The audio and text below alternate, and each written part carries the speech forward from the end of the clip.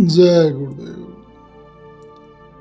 अब तक आपने सरिता बहन जी के बतलाए हुए कई पुराने संस्मरण सुने, तो ऐसे ही संस्मरणों की श्रृंखला में आज एक संस्मरण प्रस्तुत है।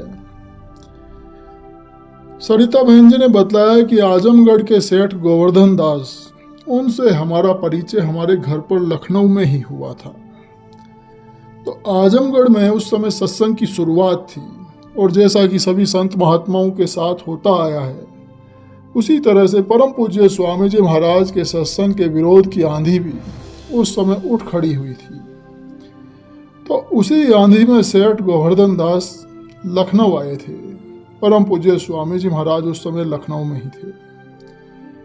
तो सरिता बहन जी ने बतलाया कि तब से हम लोगों का आना जाना बराबर आजमगढ़ होता रहा, और हमारा परिचय सेठ गोवर्धन दास जी से बड़ा अच्छा हो गया, बहुत ही घनिष्ठ।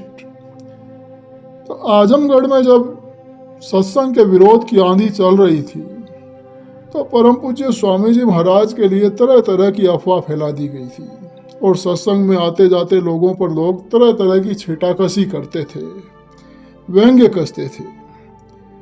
तो उस समय दो बातें परम पूज्य स्वामी जी महाराज ने कही थी कि एक तो ये कि तुम मुझे बदनाम करो, लेकिन अपने घर की देवियों को क्यों बदनाम करते हो, तुम्हें इतनी भी समझ नहीं है।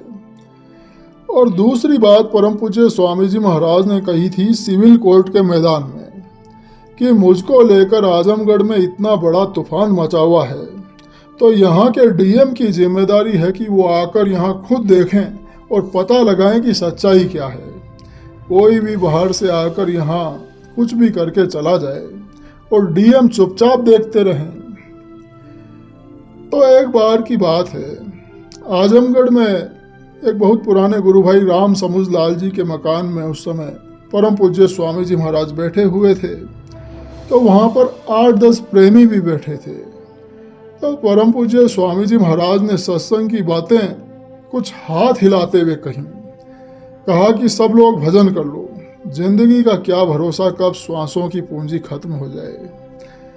तो ऐसे ही थोड़ा सा सत्संग के वचन सुनाकर परम पूज्य स्वामी जी महाराज ने कहा कि ठीक है, अब तुम लोग अपने अपने घर जाओ। तो सेठ गोवर्धन दास भी वहीं पर मौजूद थे। तो जब सब लोग उठे तो सेठ जी भी उठ गए, और नीचे उतरने के लिए वो चलकर सीढ़ियों तक आ गए।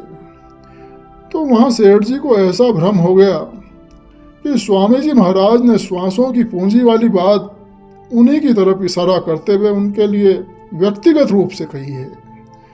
तो कुछ देर तक तो सेठ जी खड़े खड़े सोचते रहे, और फिर झट से वापस लौटकर आए और परम पूज्य स्वामी जी महाराज के पास गए। तो स्वामी जी महाराज ने जब सेठ जी को देखा तो पूछा कि कहो सेठ जी, क्या बात है। तो सेठ गोवर्धन दास ने कहा कि महाराज, अभी बच्चे बहुत छोटे हैं। तो स्वामी जी महाराज बोले कि छोटे हैं तो बड़े हो जाएंगे, इसमें क्या आश्चर्य की बात है। तो सेठ गोवर्धन दास बोले कि हुजूर 10 साल की मोहलत दे दीजिए। सेठ जी की बात सुनकर परम पूज्य स्वामी जी महाराज मुस्कुराने लगे और मुस्कुराकर बोले कि जाओ दिया।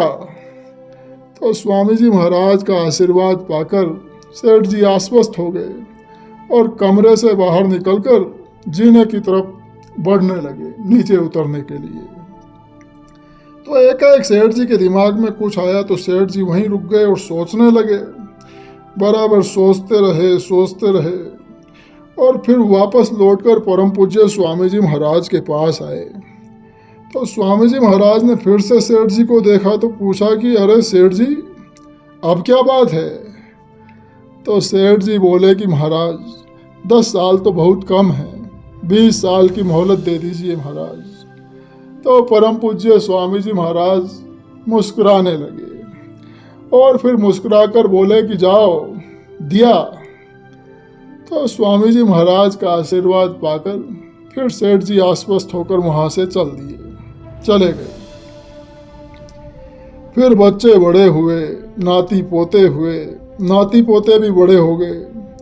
तो आखिरी बार जब सेठ जी मथुरा आए तो अपने पूरे परिवार के साथ आए। तो एक दिन वहाँ मथुरा रुके और दूसरे दिन उन्होंने परम पूज्य स्वामी जी महाराज से घर वापस जाने की इजाज़त मांगी। तो स्वामी जी महाराज ने सेठ जी से कहा कि सेठ जी, आए हो तो कुछ दिन रहो।